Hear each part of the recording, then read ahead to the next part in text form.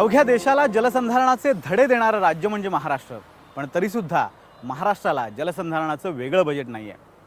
दुष्काळ हा महाराष्ट्रासाठी नवा नाही आहे, पण तरीसुद्धा त्याच्याशी सामना करायला आपल्याकडे एखादी कायमस्वरूपी यंत्रणा नाही आहे. दुष्काळ ही निसर्गाची रचना आहे आणि साधारण 12 ते 15 वर्षानंतर तो पडावाच लागतो. पण हा दुष्काळ परंपरागत नाही आहे, हा दुष्काळ आहे लोकनिर्मित. यात जितके राजकारणी जबाबदार आहे तितकेच आपण सर्वसामान्य लोकसुद्धा जबाबदार आहोत.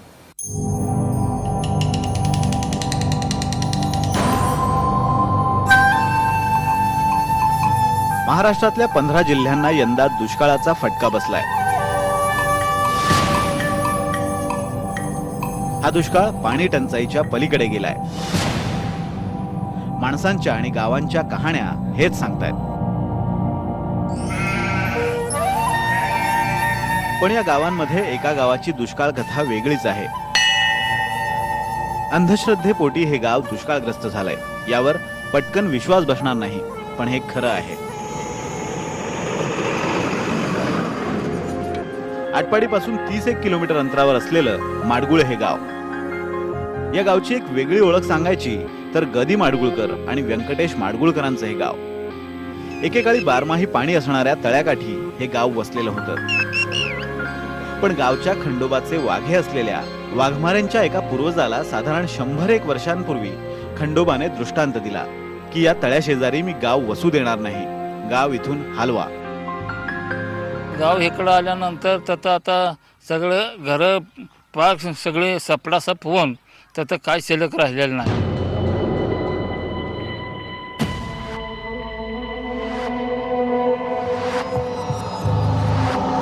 गावकऱ्यांच्या या निर्णयामुळे गाव साधारण 2 किलोमीटर पुढे आणलं गेलं. त्यामुळे हा तलाव मागे पडला, त्याच्याकडे दुर्लक्ष झालं. तलावाचा वापर बंद झाल्यामुळे तो बराचसा बुजला गेला आणि जो काही थोडा उरला तोही प्रदूषित झाला. आता त्याचं पाणी ना पिण्यासाठी वापरलं जातं ना शेतीसाठी.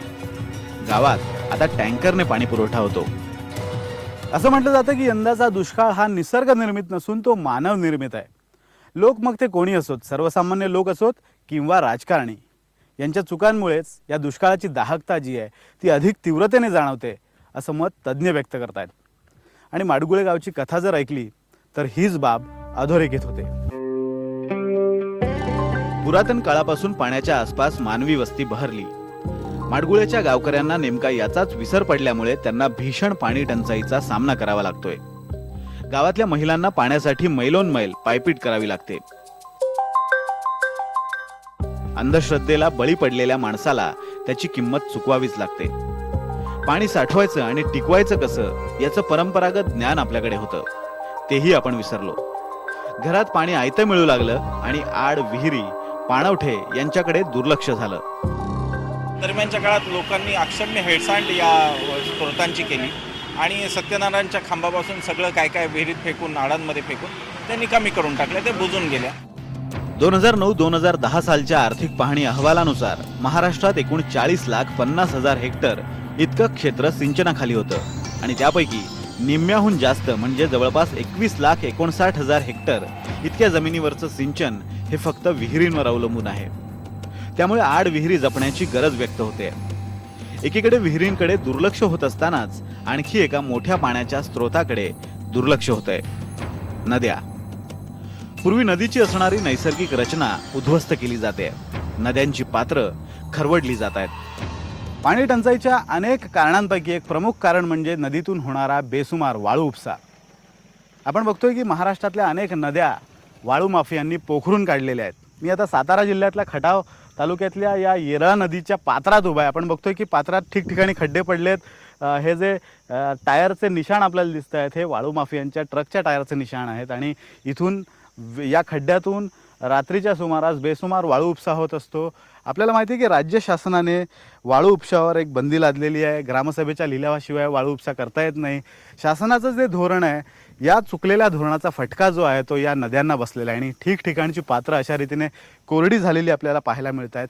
येरळा नदी पूर्वी बारमाही व्हायची असं इथले गावकरी सांगतात. मात्र आता जर नदीचं स्वरूप बघितलं किंवा बेसुमार वाळू उपसा बघितला तर ही नदी आता साधारण डिसेंबर जानेवारीपर्यंत कोरडी पडायला सुरुवात होते. जलसंधारणाची जी क्षमता असते नदी पात्राची ती या वाळू उपशामुळे नष्ट होते, कमी होते आणि त्यामुळे अनेक ठिकाणच्या नद्या अशा कोरड्या पडलेल्या आपण बघतो. महाराष्ट्रात हे चित्र जे आहे ते जवळपास सगळीकडेच दिसतं. त्यामुळे आता महाराष्ट्र शासनाने या वाळू माफियांचा बंदोबस्त करायला हवा आणि वाळू संदर्भातलं जे महाराष्ट्राच्या शासनाचं जे धोरण आहे ते धोरण सुधारण्याची गरज आहे. तरच पाणी टंचाई आणि त्यामुळे निर्माण होणारी ही जी भीषण परिस्थिती आहे ती टाळता येऊ शकते. राज्य शासनाच्या वाळू उपसा धोरणात अनेक त्रुटी आहेत. अनेक ठिकाणी वाळू उपशावर बंदी घालण्यात आली आहे. पण वाढत्या बांधकामांमुळे मागणी वाढली आहे आणि त्यामुळे गेल्या काही वर्षात राज्यातल्या विविध नद्यांच्या पात्रातून होणारा चोरटा वाळूचा उपसाही वाढला आहे. वाळू चोरी रोखण्यासाठीचे बायोमेट्रिक सिस्टीम सारखे उपाय अपयशी ठरलेत. वाळूची मागणी खूप मोठ्या प्रमाणावर आहे, त्या मागणीला पुरवठा नाही, त्याचा परिणाम चोऱ्या वाढण्यामध्ये होत असतो. आमचा पूर्णपणे तहसीलदार असतील किंवा रेव्हेन्यूचा स्टाफ असतो, पोलीसचे अधिकारी वर्गाची मदत आम्ही घेतो आणि रोखण्याचा प्रयत्न करत असतो.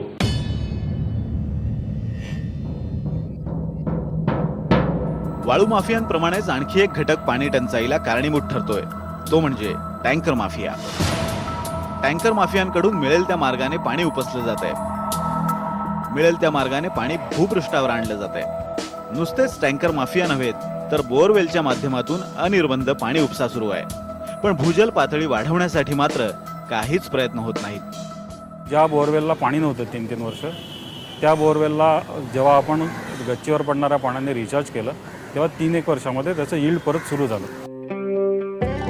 बागायती शेतीसाठी पाण्याचा भरमसाठ उपसा हे सुद्धा दुष्काळाचं कारण आहे. ज्या मराठवाड्यात दुष्काळाचा सर्वाधिक फटका बसलाय त्यापैकी औरंगाबाद जिल्ह्यातल्या 9 तालुक्यांपैकी 5 तालुक्यात पाण्याची पातळी 3 मीटरने खोल गेली आहे. तर उस्मानाबाद जिल्ह्यातल्या सर्वच तालुक्यातली पाण्याची पातळी तब्बल 8 मीटरने खोल गेली आहे. शेजारच्या बीड आणि जालन्यातही कमी अधिक फरकाने हीच परिस्थिती आहे. कारण इथे ऊसाचं क्षेत्र मोठं आहे. सिंचनासाठी वापरल्या जाणाऱ्या एकूण पाण्यापैकी 76% पाणी ऊसाला लागतं. ऊस टिकला तर कारखाना टिकेल आणि कारखाना टिकला तरच नेता टिकेल. या हट्टापोटी कारखान्यांना आणि पर्यायाने धरणांना मंजुरी दिली जाते. पाण्यासाठी युद्ध पेटल याचं भान ना साखर कारखानदाराला राहिलं, ना सत्तेवरती आलेल्या राज्यकर्त्यांना राहिलं. फक्त सिंचनाच्या नावानं पैसा खर्च झाला आणि त्याच्यामध्ये प्रचंड प्रमाणामध्ये हे संपूर्ण राजकीय नेते घोटाळे करत राहिले.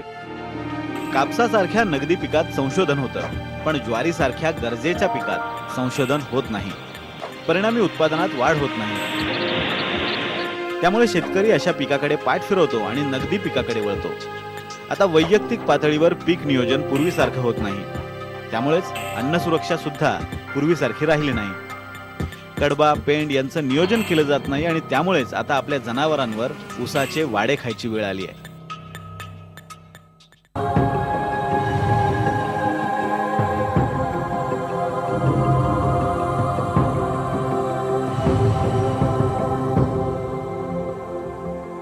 एकीकडे आपली जीवनशैली दुष्काळाला जबाबदार ठरत असताना दुसरीकडे काही लोक या पाणी टंचाईवर मात करण्याचा प्रयत्न करतायत.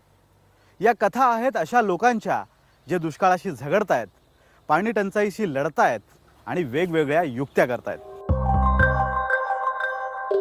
महाडपासून फक्त 30 किलोमीटर अंतरावरच्या पिंपळकोंड गावातली एक दुपार.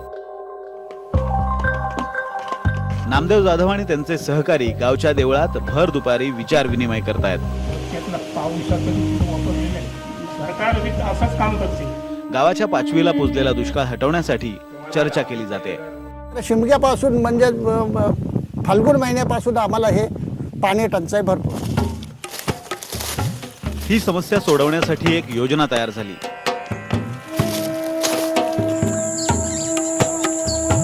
गावाशेजारच्या डोंगरावर बारमाही वाहणाऱ्या झऱ्यांचं पाणी एका पाईपच्या साह्याने गावात आणलं गेलं.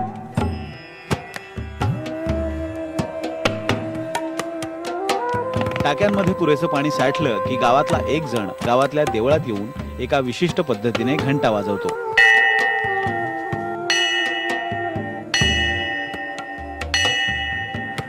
या घंटेचा आवाज ऐकल्यावर गावातल्या महिला पाणी आणायला बाहेर पडतात. पाणी तपासलं आणि तिथं बोर मारणार होतो, पण त्याच्या अगोदरच आम्हाला फॉरेस्टवाल्यांनी कळावं दिलं की आमच्या जागेमध्ये बोर मारू नका म्हणून. कंत्राटदारांच्या सोयीसाठी बऱ्याचदा नियम वाकवले जातात, पण प्रश्न जेव्हा सर्वसामान्यांचा येतो तेव्हा याच नियमांचा बागुलबुवा केला जातो.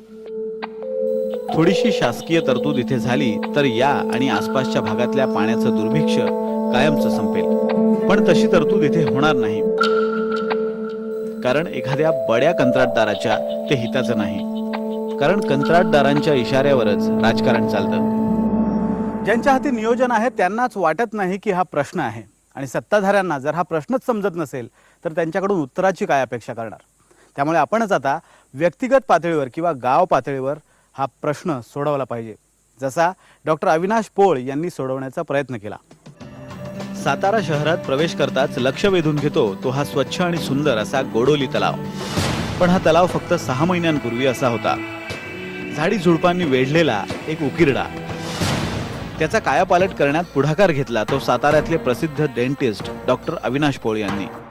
इथं एखादी मशिनरी उतरवायचं म्हटलं तरी अवघड होतं.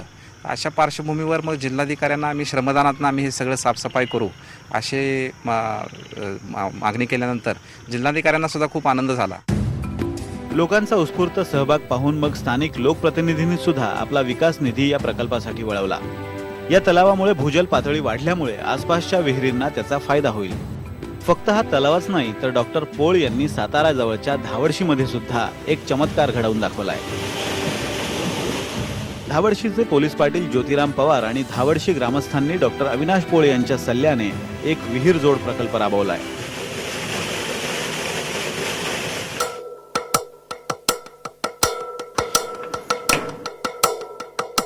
पवार यांनी घरासमोर एक बोरवेल मारून त्याचं पाणी आपल्या विहिरीत सोडलंय. ही विहीर गावातल्या इतर 30 विहिरींशी पाईपच्या साह्याने जोडण्यात आली. त्यामुळे उन्हाळ्यात आटणाऱ्या गावातल्या काही विहिरींमध्ये पाणी सोडता येतं आणि त्यामुळे गावकऱ्यांना बारमाही पिकं घेता येतात. 100 एकर क्षेत्राला उन्हाळ्यात फायदा होतो आणि सीझनला मात्र ह्यात 200 एकरचा फायदा होतो. ह्यामध्ये सगळ्यात जास्त हे ज्वारीचं पीक घेतलं जातं ह्या भागात आमच्या. या प्रकल्पामुळे धावडशीचं भाग्य पालटलंय. डॉक्टर पोळ यांच्यासारख्या एका माणसाला जर हे शक्य होऊ शकतं तर मग सरकारसारख्या अजस्त्र यंत्रणेला कोट्यवधी रुपये खर्चूनही हे शक्य का होत नाही.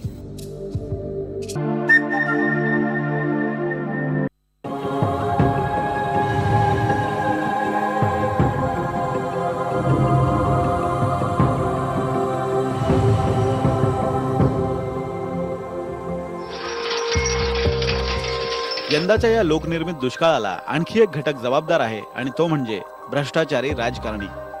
पाण्याची उपलब्धता नसताना धरणं बांधली गेली. एखादी जलसंपदा योजना राबवायची असेल तर पाण्याची उपलब्धता, पावसाचं प्रमाण, त्याचबरोबर त्याचा लोकांना होणारा फायदा अशा सगळ्या गोष्टी लक्षात घेतल्या जातात. पण गेल्या काही वर्षात महाराष्ट्रात हे चित्र दिसत नाहीये.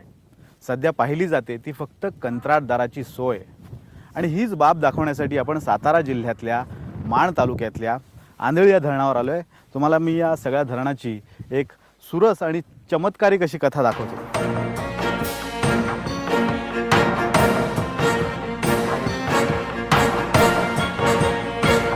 आंधळी धरण ज्या ठिकाणी आहे, हा जो भाग आहे तो माण खटाव हा जो कायम दुष्काळग्रस्त असलेला हा प्रदेश आहे आणि इथे पाण्याचं प्रमाण किंवा पावसाचं प्रमाण अतिशय कमी आहे.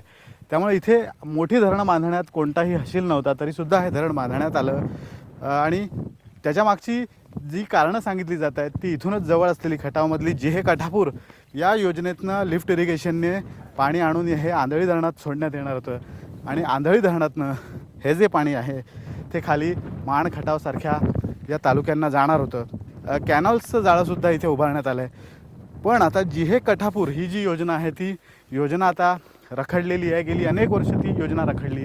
त्यामुळे तिथून लिफ्ट इरिगेशननी या धरणात पाणी साठा केला जाणार होता, ते पाणी अजूनपर्यंत पोहोचलं नाही. त्यामुळे पावसाळ्यात जेवढा पाऊस पडतो आणि जितकं पाणी इथे साठतं तेवढंच पाणी वापरता येतं. पण एवढा मोठा धरणांचा जो खर्च आहे हा खर्च बघितला तर खूप मोठा आहे आणि त्यातनं होणारा फायदा जो आहे तो अतिशय कमी आहे. साताऱ्यातल्या माण तालुक्यातलं एक गाव कुकुडवाड. या गावात गेल्या 10 वर्षात सतत राज्यातल्या सर्वात कमी पावसाची नोंद झाली आहे. कोरड्या विहिरी, उन्हांच्या झळांनी कासावीस झालेली माणसं आणि प्राणी, हे इथलं नेहमीचंच दृश्य. 1-2-3 वर्ष झाली पाऊसच पडलेला नाही आमच्या गावामध्ये आणि काय शासन याच्याकडे लक्ष देत नाही, काय नाही. इकडं पाणी आणलं पाहिजे, डोंगर भाग आहे. दुसरीकडे याच साताऱ्यातलं एक ठिकाण म्हणजे महाबळेश्वर, जिथे राज्यातल्या सर्वाधिक पावसाची नोंद होते. एकीकडे राजकीय इच्छाशक्तीच्या बळावर गुजरातमधल्या एका टोकाला असलेल्या सरदार सरोवराचं पाणी गुजरातमधल्या दुसऱ्या टोकाला म्हणजे जवळपास 600 ते 700 किलोमीटर दूर असलेल्या कच्छ आणि सौराष्ट्रपर्यंत पोहोचवण्यात गुजरात सरकारला यश आलं. पण महाराष्ट्रात मात्र याच राजकीय इच्छाशक्तीच्या अभावापोटी महाबळेश्वरमध्ये पडणारं इतकं अमर्याद पाणी याच जिल्ह्यात असलेल्या माण आणि खटावसारख्या 2 कायम दुष्काळग्रस्त तालुक्यांपर्यंत सुद्धा आपण पोहोचू शकलो नाही. एकाच जिल्ह्यातली ही 2 ठिकाणं दाखवून देतात सत्ताधाऱ्यांच्या कारभाराचं जळजळीत वास्तव. आणि उत्तर ठाऊक असूनही त्या प्रश्नावर वेळ काढूपणा करण्याची राजकारण्यांची लबाड मानसिकता. दुष्काळ निवारणासाठी कोट्यवधी रुपये खर्च केले जात आहेत. सरकार सुद्धा दररोज खर्चाची आणि टँकरची आकडेवारी जाहीर करत आहे. केंद्राकडून किती पैसा आणला याचं श्रेय मिळवण्याची धडपड सुरू आहे.